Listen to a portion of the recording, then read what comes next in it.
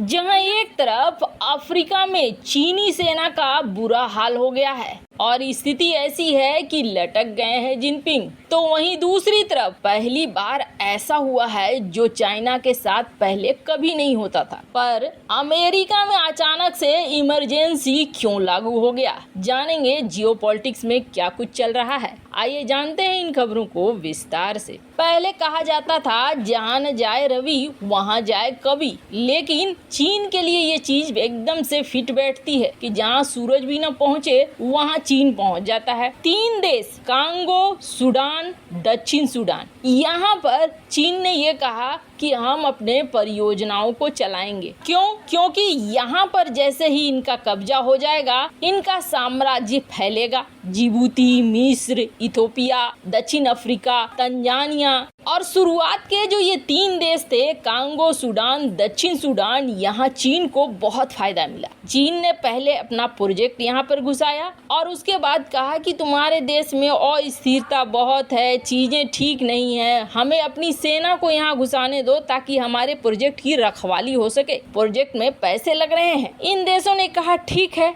आप यहाँ पर अपनी सेना की एंट्री करा लो अपने प्रोजेक्ट को बचाने के लिए। इन देशों में चीनी सेना घुसी, चीनी सेना के साथ साथ चीनी एजेंसियां भी घुसी और चीनी एजेंसियों ने धीरे धीरे पैठ बनाना शुरू कर दिया इनके तंत्र में। कांगो, सूडान, दक्षिण सूडान के अलावे अब ये धीरे धीरे माली, जिबूती, मिस्र, इथोपिया, दक्षिण अफ्रीका और तंजानिया में भी यही कोशिश करने लगे कि हम सेना को यहाँ पर घुसाएं। अब जैसे ही BRI परियोजना शुरू हुई, आप समझ लीजिए कि चीनी सुरक्षा सेवाओं का बाजार काफी बढ़ गया, क्योंकि ये कंपनियां अब एक मिलिशिया की तरह अपनी सेना का इस्तेमाल करने लगी। चीन की कंपनियां को सुरक्षा मिलता, इसके अलावे इन देशों की कमियां, खामियां, ये खुफिया जानकारी, ये सब कुछ पहुंचने लगा इनके पास। पर कहते हैं ना, चालाक की चालाकी तब तक ही चलती है जब सामने वाला बेवकूफ बनता रहता है। दुनिया को लेकर चीन का रवैया कितना खतरनाक है, इसके बारे में धीरे धीरे पूरी दुनिया को पता लगने लगा। लिहाजा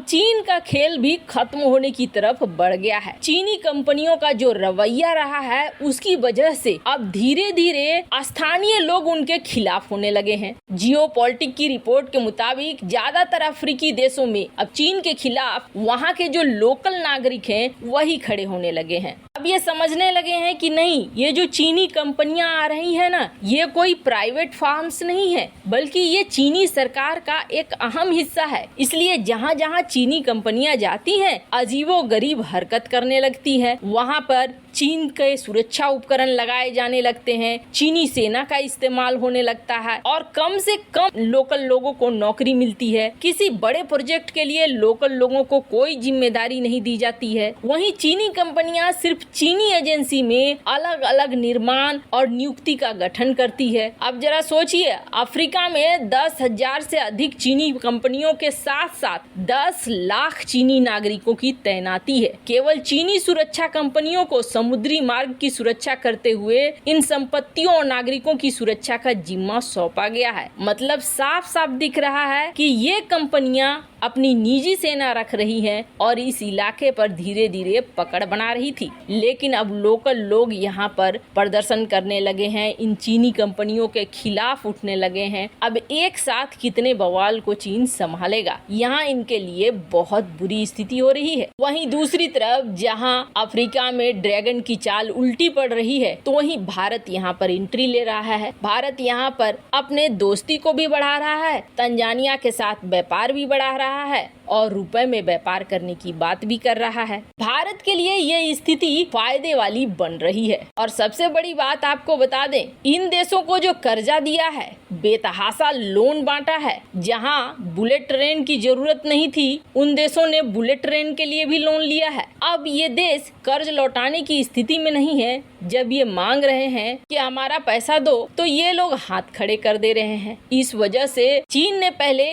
कोशिश तो की कि कुछ जगहों पर ये कब्जा जमाए, जैसे युगांडा वगैरह में। लेकिन ये चीजें अब और भी ज्यादा बैकफायर कर रही हैं। खैर, जहां एक तरफ ये सब कुछ हो रहा है तो वहीं दूसरी तरफ बड़ा बवाल मचा हुआ है अमेरिका में, और अमेरिका के न्यूयॉर्क शहर में आपातकाल लगाना पड़ गया है। इतनी बड़ी भीड़ कभी भी पहले नहीं देखी गई थी जो न्यूयॉर्क में देखने को मिली है, और अमेरिका के लिए ये सबसे बड़ी समस्या वाली बात हो गई है, क्योंकि बहुत सारे लोग, ये सैकड़ों नहीं बल्कि हजारों से भी ऊपर हैं, ये अब न्यूयॉर्क पहुंच गए हैं। स्क्रीन पर आप देख सकते हैं इन तस्वीरों को, और क्या इन सब के पीछे अमेरिका के ही एक बड़े नेता का हाथ है। इन सब को हैंडल करने में इस वक्त अमेरिका को खर्च होने वाला है करीब $1 अरब, और अमेरिका ने 1-2 दिन के लिए नहीं, आप समझ लीजिए कि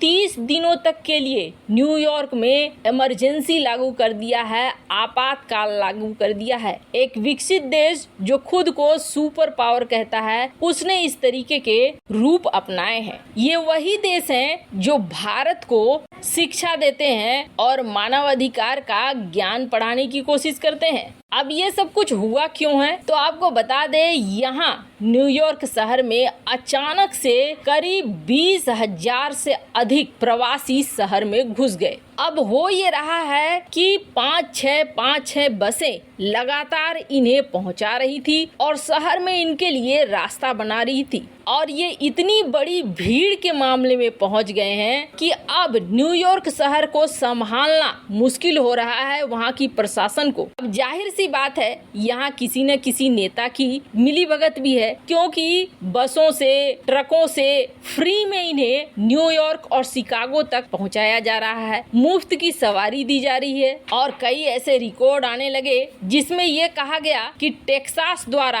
8 बसों में 3100 प्रवासियों को न्यूयॉर्क भेजा गया, तो वहीं एल पास द्वारा 9,000 प्रवासियों को मुफ्त में ही न्यूयॉर्क और शिकागो पहुंचाया गया। प्रवासियों के शहर में घुसने को लेकर न्यूयॉर्क के मेयर एडम्स बहुत ही अस्थिति में पहुंच गए, क्योंकि शहरवासी हो गए गुस्से में। उन्होंने देखा इतनी बड़ी भीड़ कहां से आ गई है, घुस चुकी है, हमने तो कभी कोई प्रवासी को लेकर समझौता नहीं किया है, फिर ऐसा क्यों हो रहा है। कि खास तौर पर ये जो भेजा जा रहा है, ऐसे राज्यों में भेजा जा रहा है जहां डेमोक्रेट्स की पार्टी है, यानी बाइडेन की पार्टी राज कर रही है। ऐसे में कहा जा रहा है कि ये जानबूझकर ट्रम्प और रिपब्लिकन्स की साजिश है, जिसके तहत बाइडेन के लिए मुसीबत खड़ी की जा रही है। खैर, अब दोनों के बीच राजनीतिक समस्याएं काफी लंबे समय से चलती आ रही हैं, पर यहाँ पर न्यूयॉर्क के लिए मुसीबत जरूर खड़ी हो गई है। वैसे इन सब मामले में आपकी क्या राय है, कमेंट कर जरूर बताएं।